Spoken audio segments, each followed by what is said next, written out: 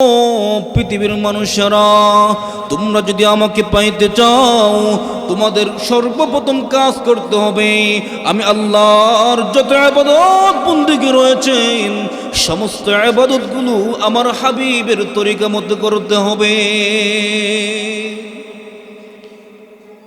ভাইরা আমার, কেন আল্লাহর হাবিবের সুন্নত তরিকা আমরা আমল করব?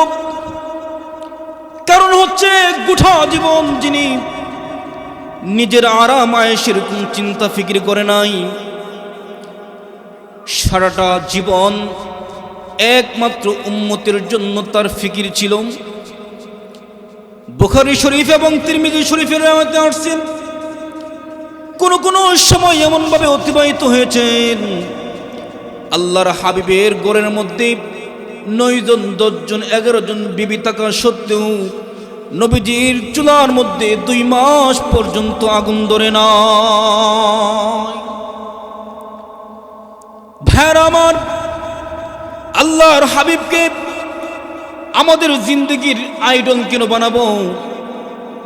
কারণ গোটা জীবন আপনার আমার হাবিব, আপনার আমার কলিজার স্পন্দন, হৃদয়ের স্পন্দন, ভালোবাসার একমাত্র পাত্র সরকার দু জাহান রহমাতুল লিল আলামিন শফিয়ে মুজনবিন সরকার দু জাহানের বৎসর সরকার দু আলম গোটা জীবন আপনার আমার জন্য কষ্ট স্বীকার করেছেন।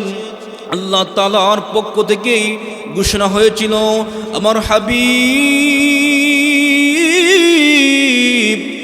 আপনি যদি চান আমি আল্লাহ জাল্লা শানু উহুদ পাহাড়টাকে আপনার জন্য স্বর্ণ বানিয়ে দেব। আমার হাবিব এই উহুদ পাহাড় স্বর্ণ হয়ে আপনার পিছনে ঘুরবে। আল্লাহ রাসূল সাল্লাল্লাহু আলাইহি সাল্লাম আল্লাহ পাকের এই প্রস্তাবকে ডিনাই করেছেন। আল্লাহর হাবিব বলেছেন, ওগো আল্লাহ, না না আমি খুশি চাই না, মালিক রে আমি চাই পৃথিবীর মধ্যে গরিব অবস্থায় থাকবো। ওয়া আহশুরনি মা যুমালাইল মাসাকিন।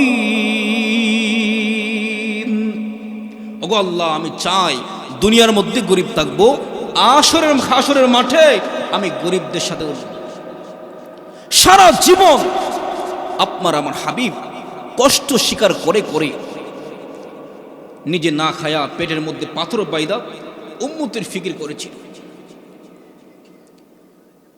আমার গভীর রজনীতে নবী পাকের কলিজা টুকরা সাহাবী হযরত আলী রাদিয়াল্লাহু তাআলা আনহু নবীজি তার কলিজা টুকরা মেয়ে ফাতেমাতুজ জাহরাকে দেখতে গেছেন। রাতের অন্ধকারে সবাই ঘুমের ঘোরে বিভোর। আল্লাহর হাবিব সাল্লাল্লাহু আলাইহি সাল্লাম ফাতেমার ঘরে যখন গেলেন যাইয়া তাকায় দেখে ফাতেমার বাড়ির মধ্যে, বাড়ির সামনে বাইরে ফাতেমাতুজ জাহরার কলিজা টুকরা স্বামী আলী একবার বসে আরেকবার উঠে। আল্লাহ নবী বলেন, ও আলী, পৃথিবীর সবাই ঘুমিয়ে গেছেন, আলী রে তুমি এখনো কেন ঘুমাও না রে আলী? তুমি ছটফট কেন করতেছো আলী? আমি তাকে দেখলাম, আমি লক্ষ্য করে দেখতেছি তুমি একবার বসতেছো একবার উঠতেছো। আলী, আমি নবীজি জানতে বড় ইচ্ছে করছিল আলী, তুমি এমন কেন করতেছো, একবার বসতেছো একবার উঠতেছো? আল্লাহর পয়গম্বরের জামাতা সাহাবী আলী বলেন, ওগো নবীজি, আমি একবার উঠতেছি বসতেছি কেন গো জানেননি? ইয়া রাসূলুল্লাহ, ইয়া হাবিবাল্লাহ, আপনি আমার পেটটা একটু দেখেন। হযরত আলী রাদিয়াল্লাহু তাআলা আনহু নিজের শরীর থেকে জামাটুকু একটু সরিয়েছেন। সরকার দু জাহান তাকায় দেখেন হযরত আলীর পেটের মধ্যে একটা পাথর বাঁধা। আল্লাহর হাবিব বলতেছেন, আলী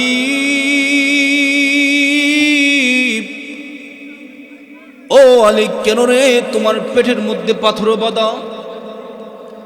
হযরত আলী বলেন, ইয়া রাসূলুল্লাহ, ইয়া হাবিবাল্লাহ, ওগো নবীজি, আজকে 3 দিন হয়ে গেছে, ইয়া রাসূলুল্লাহ, ইয়া হাবিবাল্লাহ, আমি আলী একটা খেজুর পর্যন্ত আমার ভাগ্যে জুটে নাই যে আমি খাবো। ইয়া রাসূলুল্লাহ, আমি যখন ঘরে যাই, ঘরে গিয়ে তাকে দেখি আমার কলিজা টুকরা হাসান হুসাইন ক্ষুধার যন্ত্রণায় ছটফট করে কাতরায়। গো নবীজি, 3 দিন পর্যন্ত আমি ফাতেমা চেহারার দিকে তাকাইতে পারি না। ইয়া রাসূলুল্লাহ, আমি যখন ফাতেমার চেহারার দিকে তাকাই, আমি দেখি ক্ষুধার তাড়নায় ফাতেমাতুজ জাহরার চেহারাটা একেবারে মলিন হয়ে গিয়েছে। আমি ক্ষুধার তাড়নায় ক্ষুধার যন্ত্রণা সহ্য করতে পারতেছি না, এই জন্য আমি বাহিরে ছটফট করতেছি। গো নবীজি, আমার পানের বাইরা, নবী এবং নবীর ফ্যামিলি সবাই এই দিনের জন্য কষ্ট স্বীকার করেছে।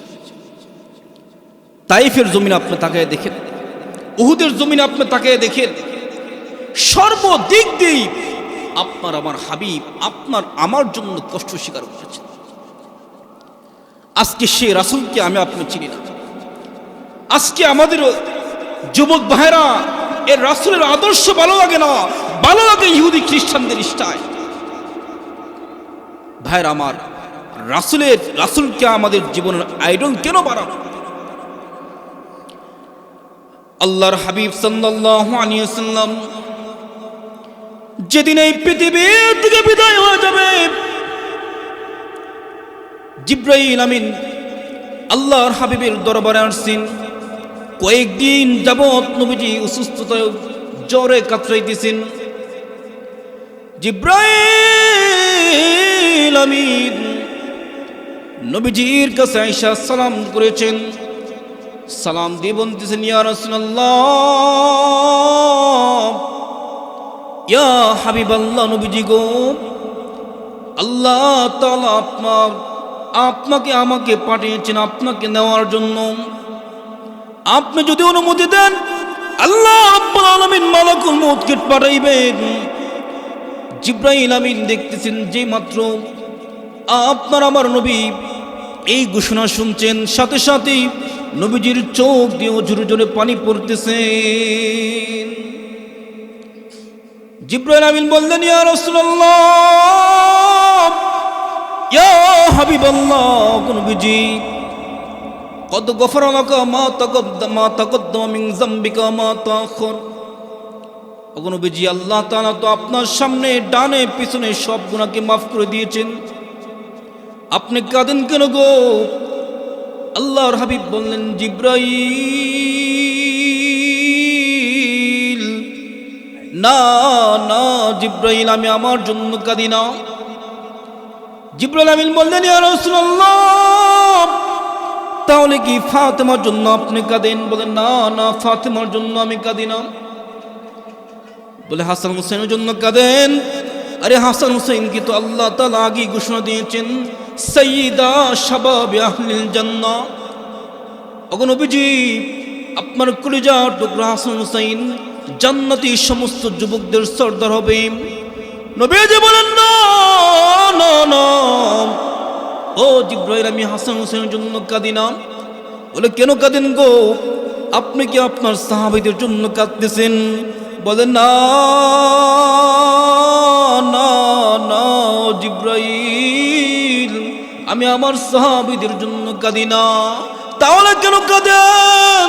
আল্লাহ নবী সাল্লাল্লাহু আলাইহি ওয়াসাল্লামের উত্তর যখন জিবরাইল আমিন প্রশ্ন করলেন, নবীজি বললেন, জিবরাইল, আমি আমার ফাতেমার জন্য কাঁদি না, হাসান হুসাইনের জন্য কাঁদি না। ও জিবরাইল, সাহাবীদের জন্য কাঁদি না, আমি কাঁদতেছি আমার মরার পরে, আমার মৃত্যুর পরে আমার গুনাহগার উম্মতের কি অবস্থা হবে। সুবহানাল্লাহ। চিন্তা করে মৃত্যুর সময় তার কলিজার টুকরা নাতি দুই নাতি এদের কথা বলে গেছে, কলিজার টুকরা ফাতেমা তাকেও বলে গেছে, সাহাবীদেরকেও বলে গেছে। নবীজি কাঁদতেছেন জোর জোরে। জিবরাইল আমিন চলে গেছেন, আল্লাহ তাআলা দরবারে যায় বলতেছেন, ওগো মালিক, আপনার দুস্থ তো দেখতেছি কান্না করতেছে। আল্লাহ পাক সব জানে, জানার পরে বলতেছেন, ও জিবরাইল, আমার হাবিব, আমার কলিজার টুকরা দুস্থ কেন কাঁদতেছে? বলে, আপনার কলিজার টুকরা দুস্থ তো তার উম্মতের জন্য কাঁদতেছে। আল্লাহ রাব্বুল আলামিন সাথে সাথে জিবরাইল আমিনকে আবার প্রেরণ করেছেন। জিবরাইল আমিনকে বললেন, ও জিবরাইল, যাও, যাইয়া আমার হাবিবকে সান্ত্বনা দাও, গোটা জীবন উম্মতের জন্য কান্না করেছে। আমি আল্লাহ মেরাজে নিয়ে আসছি, আমার হাবিব মেরাজের মধ্যে এসেও তার উম্মতের কথাই বলে। যাও জিবরাইল, আমার হাবিবকে এই কথা জানায়া দাও, আমার হাবিবের মৃত্যুর পরে আমার হাবিবের কলিজা টুকরা উম্মতের জিম্মাদার আমি আল্লাহ নিজেই হয়ে গেলাম। কিতাবের মধ্যে রেখেন, আল্লাহর হাবিব এখনো যে রওজা শরীফে শুয়ে আছেন, প্রতিনিয়ত আপনারা আমার জন্য কান্না করি। আল্লাহর হাবিব সরকার দু জাহান জদিদ আরশের মালিক হাসরের মাঠে নবীজিকে তুলবেন।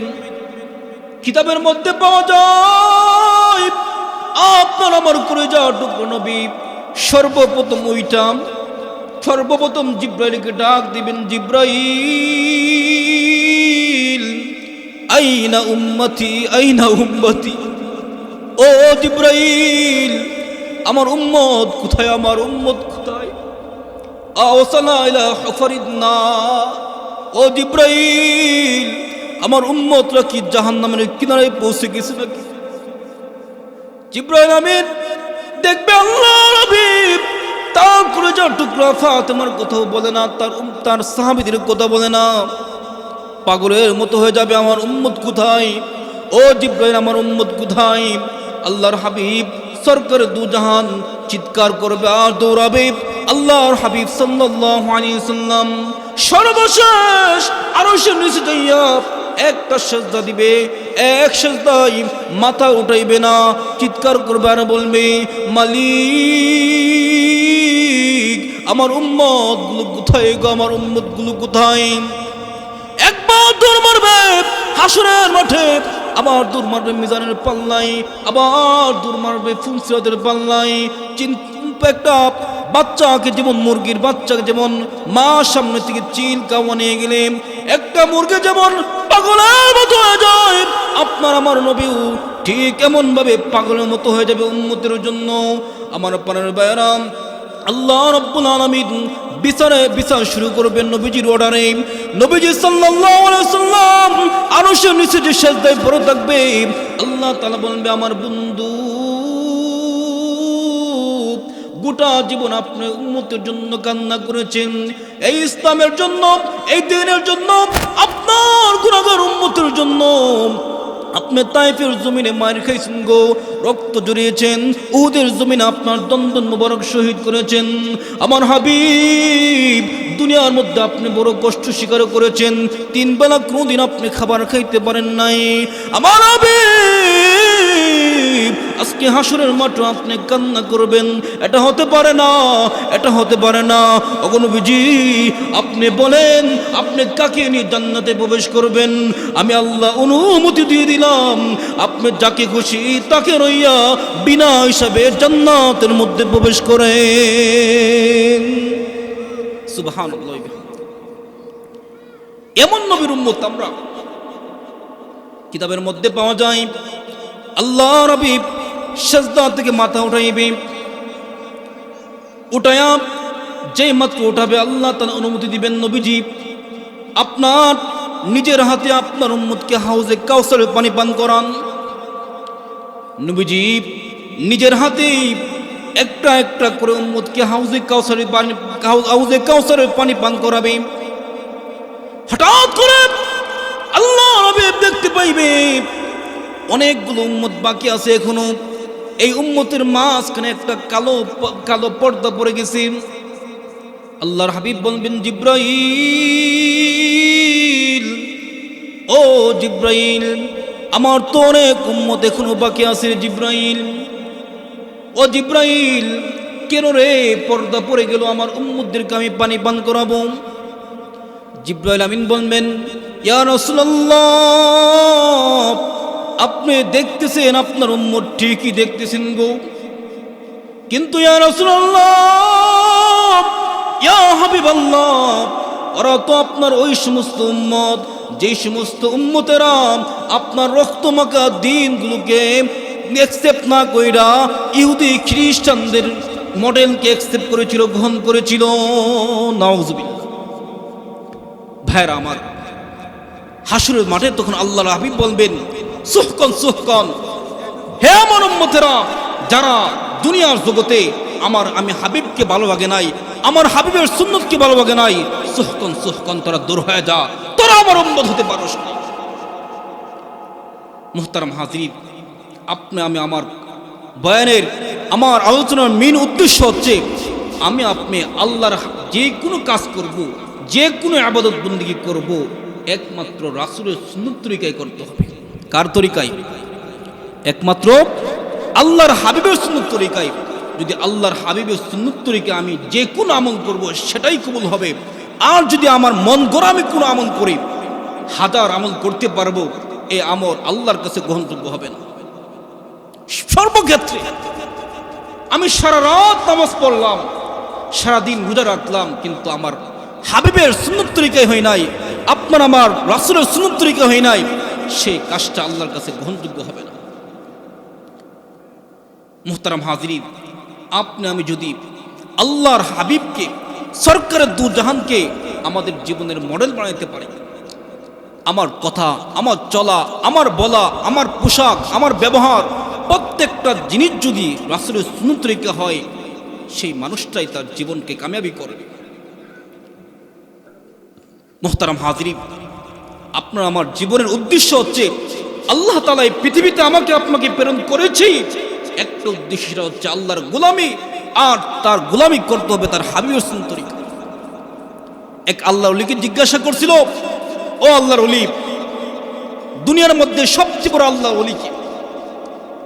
আল্লাহর ওলি বলছিল, দুনিয়ার মধ্যে সবচেয়ে বড় আল্লাহর ওলি হচ্ছে সেই যার মধ্যে যত বেশি রাসূলের সুন্নত। ভাইরা আমার, আল্লাহর হাবিবের সুন্নত তরিকা যদি আপনার আমার জীবনকে আমরা গঠন করতে পারি, হাসরের মাঠে আল্লাহর হাবিব আপনাকে আমাকে দেখে দেখে চিনতে পারবে কোন উম্মত আল্লাহ রাসূল সাল্লাল্লাহু আলাইহি ওয়াসাল্লামের সুন্নত তরিকা আমল করেছিল, আর কোন উম্মত আল্লাহর হাবিবের সুন্নত তরিকা আমল করে নাই। আল্লাহর হাবিব তার কলিজার টুকরা উম্মতদেরকে দেখে দেখে হাউজে কাউসারের পানি পান করাবে। আল্লাহর হাবিব বলেন, আমার হাতে যেই মানুষটা হাউজে কাউসারের পানি পান করবে, আল্লাহর হাবিব বলেছেন, যেদিন অর্ধ হাত উপরে সূর্য এসে যাবে, মাথার মগজগুলো টকবক করে পড়তে থাকবে, আল্লাহু আকবার, আল্লাহু আকবার। কারো গাম হাঁটু পরিমাণ হবে, কারো কোমর পরিমাণ, কারো গলা পরিমাণ, কারো বাবার কেউ বা হাসরের মাঠে গামের মধ্যে সব চাইতে থাকবে। অতারান্নাসু সুকারা ওমা হুম বিসুকারা ওয়ালাকিন্না আযাবাল্লাহি শাদীদ। আল্লাহ তাআলা কোরআন কারীমে ইরশাদ করেন, হাসরের মাঠে ও আমার হাবিব, আপনি কিছু মানুষদেরকে দেখবেন যারা দুনিয়ার মধ্যে বড় সুস্থ ছিল গো। আমার হাবিব এই সমস্ত মানুষদেরকে আপনি দেখবেন, ওয়াতারান্নাসু সুকারা, মানুষগুলো আল্লাহর আযাবের বয়ারা মাথার মতো হয়ে গিয়েছে, ওমাহুম বিসুকার, অথচ একজন করে মাথার পাগল না, ওয়ালাকিন্না আযাবাল্লাহি শাদীদ, বরং আল্লাহর কঠিন আযাবে মানুষের অবস্থা এমন হয়ে যাবে। হাবিব আমার, এই মানুষগুলো সুস্থ মানুষদেরকে আপনি মাথার অবস্থায় দেখবেন। আল্লাহর হাবিব বলেন, এমন কঠিন পরিস্থিতিতে আমার যে সমস্ত উম্মতেরা আমার রাসূলের সুন্নত তরিকায় জীবনযাপন করেছে, এই সমস্ত উম্মতদেরকে আমি বিশ্ব নবী হাউজে কাউসারের পানি পান করাইয়া আমার সাথে জান্নাতে প্রবেশ করাবো। এই জন্য মুহতারাম হাজিরিন, আমার আপনার জীবনের এক নম্বর টার্গেট থাকবে, আমি জীবনে কিছু পাই আর না পাই, আমি অসহায় গরিব মিসকিন যে অবস্থায় থাকি না কেন, আমার যেন কোনো অবস্থাতেই আমার ব্যক্তিগত জীবন, আমার পারিবারিক জীবন, আমার সামাজিক জীবন, আমার রাষ্ট্রীয় জীবন, সর্বক্ষেত্রে যেন আমার রাসূলের সুন্নাত তরিকা আমার ঠিক থাকে। পারবো তো ইনশাআল্লাহ? যদি রাসূলের সুন্নাত তরিকা আমি আমল করতে পারি, যদি গোটা জীবন রাসূল যেভাবে বলেছেন, আল্লাহর হুকুমটাকে প্রত্যেকটা বিষয়ে রাসূলের সুন্নাত আছে। আপনি বাথরুমে যাইবেন, এখানেও সুন্নাত আছে, আপনি ঘুমাবেন সেখানেও হাবিবের সুন্নাত আছে, প্রত্যেকটা হাত্তার হিরআতা, এমনকি আপনি প্রস্রাব পায়খানা করে ডিলাকুলু কিভাবে ব্যবহার করবেন ওইখানেও আমার আপনার রাসূলের সুন্নাত তরিকা আছে। যদি সুন্নাত তরিকা আমি চলতে পারি, নবীজি বলেন মান আহাব্বা সুন্নতি, ও আমার উম্মতেরা শুনো, যারা আমি রাসূল সাল্লাল্লাহু আলাইহি ওয়াসাল্লামের আমার রাসূলের সুন্নাতকে মহব্বত করবে, মান আহাব্বা সুন্নতি, আমার সুন্নাতকে মহব্বত করবে, ফাকাদ আহাব্বানি, কেমন যেন সে আমি রাসূলকে মহব্বত করবে। ওমান আহাব্বানি কানা মাই ফিল জান্নাহ, আর যারা আমি রাসূলকে মহব্বত করবে, হাসরের মাঠে সে আমি রাসূলের সাথে জান্নাতে প্রবেশ করবে। সুবহানাল্লাহ। সর্বক্ষেত্রে আজকে আমার আপনার সামনে যদি আমার আব্বাকে গালি দেই, আমার নেতাকে আমি আওয়ামী লীগ করি, আমার নেতাকে গালি দেই, আমার শরীরে যেমন হিট লাগে, আমার আব্বাকে গালি দিলে যেন আমার শরীরের মধ্যে হিট লাগে, আমার নেত্রীকে গালি দিলে আমার শরীরে যেমন হিট লাগে, ঠিক তদ্রূপভাবে বাংলার যে কোনো প্রান্তের মধ্যে যদি আমার রাসূলকে নিয়ে কোনো নাস্তিক বেঈমান কটূক্তি করে, ঠিক এর চাইতে বেশি হিট রাখ দেবে আমার অন্তরের মধ্যে। পরিষ্কার ভাষায় এই ইসলামী মহাসম্মেলন থেকে ঘোষণা করতেছি, ও বাংলাদেশের নাস্তিক বেঈমানেরা, নবীর উম্মতের স্পষ্ট ঘোষণা শুনো, তোমরা যে কেউ হতে পারো না কেন, সংসদ সদস্য হতে পারো, বাংলার জমিনের এমপি মন্ত্রী হতে পারো, প্রধানমন্ত্রী হতে পারো, খোদার কসম করে বলি, আমার হাবিবের সুন্নতের দিকে যদি তুমি চোখ টেরা করে তাকাও, এই তোমার চোখকে তুলে ফেলবো। পরিষ্কার ভাষায় বলতেছি, পৃথিবীর সব সহ্য করব, আমার মাকে তুমি হত্যা করতে পারো, বাবাকে হত্যা করতে পারো, সন্তানকে হত্যা করতে পারো, স্ত্রীকে হত্যা করতে পারো, আমার হাবিবকে যদি নাস্তিক বেঈমান আমার রাসূলকে নিয়ে কটূক্তি করে, আমার জীবন যাবে, প্রয়োজনে বুকের তাজা রক্ত দিয়ে দেব, এরপর আমার হাবিবের সুন্নতের উপরে, আমার হাবিবের ইজ্জতের উপরে কোনো আঘাত আনতে দেব না। পারবো তো ইনশাআল্লাহ? যে কোনো মূল্যে ইনশাআল্লাহ একটা সময় আসবে, আজকে যে সমস্ত নাস্তিক বেঈমানেরা আমার কলিজা টুকরা নবীজিকে নিয়ে কটূক্তি করতেছে, সময় আসতেছে, এ নাস্তিক বেঈমানেরা তোমরা মনে করো না এক মাঘে শীত যায়, সময় আসতেছে, সব কিছু আমরা হজম করে রাখতেছি, আমরা দেখতেছি সংসদে বসে বসে আমার হাবিবকে নিয়ে কটূক্তি করা হয়, আমরা দেখতেছি ফ্রান্স থেকে কটূক্তি আসে, ইন্ডিয়া থেকে কটূক্তি আসে, সংসদে তোমরা ক্ষমতা পাইয়াও কোনো এর বিরুদ্ধে অ্যাকশন নাও না। একটা সময় আসতেছে, এ মুসলমানরা তিলে তিলে যারা আজকে আমার হাবিবকে নিয়ে কটূক্তি করেছেন, এদের থেকে জবাব নিবি ইনশাআল্লাহ। পারবো তো ইনশাআল্লাহ? আমরা মুসলমানরা ভয় করি না, মুসলমানরা বলির সামনে নিজের গলার, নিজের শরীরের পাঞ্জাবি টান্দাসির দেখাইতে পারে। এ নাস্তিক বেঈমানেরা, আমি তোদের সামনে স্পষ্ট বলতেছি, হে গুন্ডা বাহিনীরা, যারা মুসলমানের উপরে আঘাত করতেছ, রাসূলের বিরুদ্ধে যারা আজকে কটূক্তি করে, এদের ব্যাপারে আন্দোলন করার কারণে যারা মুসলমানকে গুলি করতেছ, মুসলমানকে আটকে রাখছস, আলেম ওলামাদেরকে আটকে রাখছস, শোন, মুসলমান তো এমন এক জাতি, যে জাতি বলিরের সামনে তাদের বুককে টান করে দিবে, আর একথা বলবে আমার প্রয়োজনে আমার জীবন যাবে, আমার বুকের তাজা রক্ত জর্জর করে জমিনে পড়বে, আমার রাসূলের ইজ্জতকে লুণ্ঠন করবে, এমন লম্পট, এমন ডাকাতকে আমরা সহ্য করব না। পরিষ্কার ভাষা এগুলো।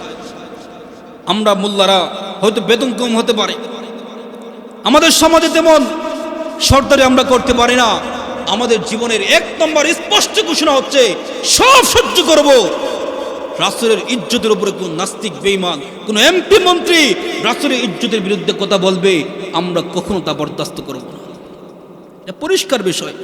আপনি আমাদেরকে জেনে নিতে পারেন, আমাকে ফাঁসির কাছে যেতে পারেন।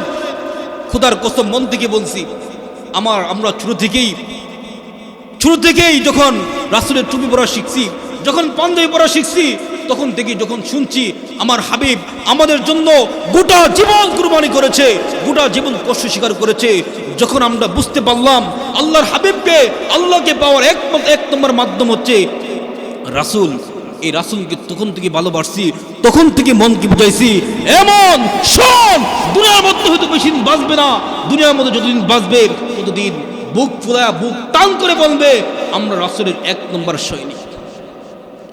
কি বলেন? মুসলমানরা কোনো বাতিলকে ভয় করে? আমরা ক্ষমতা চাই না, আমরা কোনো চেয়ার চাই না, কোনো গদি চাই না, আমরা আমাদের 5 ওয়াক্ত নামাজ ঠিক মতো পড়ব। আমাদের কথা হচ্ছে আমরা মুসলমান, আমাদের যে ন্যায্য অধিকার আছে সে অধিকার আপনি দেন। আজকে কেন বেশ্যা নারীরা আজকে বাইরে ঘুরতেছে, কত হাজার অন্যায় অপরাধ করতেছে, বিশ্ব ব্যাংক খালি চুরি বাটপারি সব করতেছে, এদের ব্যাপারে আজকে কোনো আইন নেই, এদের জেল নাই। জেল হচ্ছে কোরআন এবং হাদিসের পক্ষে যারা কথা বলে তাদের জেল। কথা বললেই তো আজকে আমাদেরকে হুমকি মারবে। ও ভাই, কোথায় বলবো কথা? কত বড় বড় অন্যায় অপরাধী আছে, এদের জেল নয়। জেল হচ্ছে আল্লামা মামুন হকের মতো ব্যক্তিত্ব, খালেদ সাইফুল্লাহ আইবির মতো ব্যক্তিত্বের আজকে জেল, হাবিবুল্লাহ মাহমুদ কাসিমের মতো ব্যক্তিত্ব, জুনায়েদ আল হাবিবের মতো ব্যক্তিত্ব, যাদের জিন্দিগিতে তাহাজ্জুদের নামাজ কাজা নাই। অপরাধ একটাই, মুসলমানদের অপরাধ একটাই, সে অপরাধ হচ্ছে তুই কেন ইসলামের পক্ষে কথা বলবে? ও ভাই, আজকে আপনার নেতার বিরুদ্ধে কথা বললে আপনার শরীর লেগে যায়, আপনার নেত্রীর বিরুদ্ধে কথা বললে আপনার শরীরের মধ্যে লেগে যায়। আমরা ইসলামের পক্ষে, ইসলামের বিরুদ্ধে যখন কোনো উল্টা স্লোগান আসবে, আমরা তো মুসলমান হিসাবে আমাদের অন্তরে রাখবেই লাগবে। তুমি প্রকৃত মুসলমান হতে পারো নাই, দোষ তোমার। স্পষ্ট ঘোষণা, সে ঘোষণাই হচ্ছে আমরা আমাদের জীবনের চাইতেও আল্লাহ এবং তার রাসূলকে বেশি ভালোবাসি। কি বলেন? আমরা জীবনের পরোয়া করি না, আমরা চিন্তা করি না আমার স্ত্রী বিধবা হবে, আমার মা সন্তানহারা হবে, আমার এই সন্তানগুলো এতিম হয়ে যাবে, এই চিন্তা আমরা কখনো করি না, খোদার কসম করি না। আমরা একমাত্র চিন্তা এটাই, আমরা যদি আমাদের জীবন দিতে হয় আর হাসরের মাঠে যদি আল্লাহর হাবিব আমাকে উম্মত বলে স্বীকার করে, এটাই আমাদের জীবনের জন্য সবচেয়ে বড় পাওয়া চাওয়া। ভাইরা আমার, এই জন্য বলতেছিলাম আল্লাহ তাআলাকে পাওয়ার এক নম্বর মাধ্যম হচ্ছে আল্লাহর হাবিবের সুন্নত। আপনার আমার জীবনে যদি, আমার জীবনের প্রতিটা সেক্টরে যদি আল্লাহর হাবিবকে ভালোবাসতে পারি, আল্লাহ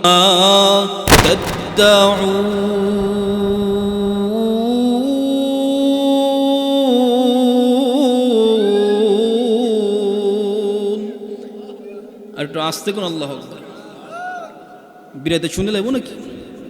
কি কন তো আসতে কোন আল্লাহ আকবার। মুসলমান তো আল্লাহ আকবরের দুনিয়া এমন ভাবে দিবে, মুসলমানের আল্লাহ আকবরের দুনিয়া আমেরিকার ওয়াশিংটন পর্যন্ত থরথর করে কাঁপবে। কি বলেন? আল্লাহ পাক ঘোষণা করে হাসরের মাঠে, কোথায় ওই সমস্ত আমার বান্দারা যারা শেষ রাত্রে সবাই ঘুমের ঘরে আরামে বিভোর ছিল, যখনই শুনছে আসসালাতু খায়রুম মিনান নাওম, আল্লাহু আকবার, আল্লাহু আকবার, মুয়াজ্জিনের ঘোষণা আসছে আল্লাহ সবচেয়ে বড়, তখন তুমি তোমার কম্বলকে রাথি মাইরা দৌড়ে মসজিদে আসছে। তোমার সব বন্ধু বান্ধবের মাথার মধ্যে ছিল মেসি মিরাডোনা স্টাইল, কিন্তু তোমার মাথার চুলগুলো ছিল আমার হাবিবের সুন্নাত তরিকায়। তোমার সব বন্ধুরা মডেল করতো পাঞ্জাবি ফুলফেদ শার্ট পরে, কিন্তু তুমি না করেছো কি? তুমি আমার রাসূলের আদর্শকে তোমার জীবনে গ্রহণ করেছো, তুমি পাঞ্জাবি টুপি পরছো, রাসূল যেভাবে কথা বলতে বলছে সেভাবে কথা বলছো, রাসূল যেভাবে চলতো সেভাবে চলছো। সুতরাং ওই সমস্ত বান্দার কোথায় শুনো, আজকে আমার মালিকের পক্ষ থেকে ঘোষণা, মা তাশতাহি আনফুসুকুম, তোমাদের মনে যা চায় তাহাই আজকে আমি মালিকের কাছে চাও, আমি আল্লাহ তোমাদের মনের সব বাসনাকে পুরা করব। সুবহানাল্লাহ। কাজটা হচ্ছে, আমি আপনাদেরকে বারবার বলতেছি, কারণ আজকে আমাদের সমাজের মধ্যে প্রত্যেকটা কাজ মুসলমান হয়েছে, নামে মুসলমান, আব্দুল করিম, আব্দুল সাত্তার, আব্দুল্লাহ, নাম মুসলমানদের, কিন্তু আজকে আমাদের প্রত্যেকটা কাজ শুরু হয়েছে ইহুদি খ্রিস্টানদের মতো। মুসলমানদের বিবাহ আজকে ইহুদি খ্রিস্টানদের মতো হইতেছে। গায়ে হলুদ কি কোনো মুসলমানের গায়ে হলুদ আছে নাকি? আজকে মুসলমানদের গায়ে হলুদ হয়। মুসলমানদের গ্রামের মধ্যে, মুসলমানদের বাড়ির মধ্যে বিবাহের আগের দিন ড্যান্স আইনা আইনা বিভিন্ন অশ্লীল গান বাজনা করা হয়। আবার এসে বলে, হুজুর আমার ছেলের না আমার কথা শুনে না, তোর ছেলে তোর কথা শুন, তোরা যে জবাই করে এটা বেশি করে, তোরা যে ফারাদা জবাই করে এটা বেশি করে, আমি মনে করি বিবাহ যে স্নুত্রী গাছকে বিবাহ সাথী করতা তুমি, তোমার সন্তান নেককার হইতো, তুমি তো তোমার বিবাহ শুরুই করো হারাম গান বাদ্য দিয়ে, তোমার সন্তান ভালো হবে কিভাবে? বিবাহের দিন বউ নিয়ে আসছে, জামাই আসছে, তো গেট ধরতেছে। মুসলমানের গ্রামগঞ্জের মধ্যে গান বাজনা হয়, বড় বড় সর্দার আছে গ্রামের মধ্যে। কালকের পর হতে পারে আমাকে কেউ পছন্দ করতে না পারে, কিন্তু এগুলো আমাদের উলামা কেরামের দায়িত্ব কথাগুলো বলা। সর্দাররা সব জায়গায় আছে, একজন সর্দার যার কথাই একটা গ্রাম চলে, এই সর্দারের কানে আসার, এই সর্দারের কানে আসে যে গান বাধ্য হইতেছে, সর্দার আজকে বাধা না, তার সর্দারে চাইব। মুসলমানের প্রত্যেকটা কাজ আজকে হচ্ছে একমাত্র সুন্নতের বাইরে কাজ হচ্ছে, আর সুন্নতের বাইরে কাজ হওয়ার কারণে আজকে দেশ আযাবার কথা। আমি আমার ক্ষুদ্র জ্ঞানে বলতে পারি, এখনো যদি বাংলার প্রতিটা ঘরে ঘরে, মুসলমানের প্রতিটা ঘরে ঘরে রাসূলের সুন্নত এসে যায়, আমি স্পষ্ট ভাষায় বলতে পারি, আমি আল্লাহর উপর ভরসা রেখে বলতে পারি, বাংলাদেশে দুর্ভিক্ষ আসবে না, আপনার ঘরে অভাব আসবে না। কি হলো আজকে? আগে শুনতাম, যখনই রাস্তা দিয়ে হাঁটতাম ফজরের পরে, দেখতাম প্রত্যেকটা ঘর থেকে কোরআন তেলাওয়াতের শব্দ আসতেছে। আজকে প্রত্যেকটা মুসলমানের ঘর থেকে পায় গানের শব্দ। তোমার সন্তানরা জন্ম হয়ে তাকে মোবাইল দিয়ে দিচ্ছে, এর সন্তান মানুষ কিভাবে হবে? সন্তানটা জন্ম হওয়ার পর থেকে শুনতেছে টিভির আওয়াজ, এ সন্তান দিনদার হবে কিভাবে? আমি তো মনে করি সবকিছু শুনি আপনি গার্জিয়ান। সমাজ পরিবর্তন করতে চাইলে মুহতারাম হাজরিন, কেউ কষ্ট নেন না, আমি আমার কথাগুলো একমাত্র আল্লাহর জন্য বলতেছি। আমরা যদি আমাদের সমাজ পরিবর্তন করতে চাই, আমি আমার ক্ষুদ্র জ্ঞানে বলতে পারবো, আমাদের বিরামপুর না গোটা বাংলাদেশে প্রত্যেকটা ফ্যামিলি তার সন্তান নিয়ে একেবারে অশান্তির মধ্যে আছে। সন্তান মার কথা শুনে না, সন্তান বাবার কথা শুনে না, সন্তানকে আজকে ডাকাতের মতো ভয় পাবা বাপ মা। কারণ এগুলো আমার জহরাল ফাসাদু বিল বাররি ওয়াল বাহরি বিমা কাসাবাত আইদিন নাস, এগুলো আমাদের হাতের কামাই। আল্লাহ পাক আমাদের প্রত্যেককেই, আমরা যেন এই সমাজটাকে, আমাদের জীবনটাকে রাসূলের সুন্নাত তরিকায় করতে পারি। আমরা যেন আমাদের গোটা জীবন, আমার সুখে দুঃখে সব ক্ষেত্রে সর্বক্ষেত্রে যেন রাসূলের সুন্নাত তরিকায় আমার জীবনযাপন করতে পারি। আল্লাহ জাল্লা শাআনহু আমাদের প্রত্যেককেই রাসূলের সুন্নাত তরিকায় জীবনযাপন করার তৌফিক দান করেন। যা কিছু বলেছি আল্লাহ তাআলা আমি গুনাহগারকে আমল করার তৌফিক দান করেন। আপনারা যারা শুনছেন আল্লাহ আপনাদেরকেও আমল করার তৌফিক দান করেন। ওয়া আখিরু দাওয়ানা আলহামদুলিল্লাহি রাব্বিল আলামিন। আসসালামু আলাইকুম ওয়া রাহমাতুল্লাহি ওয়া বারাকাতুহু।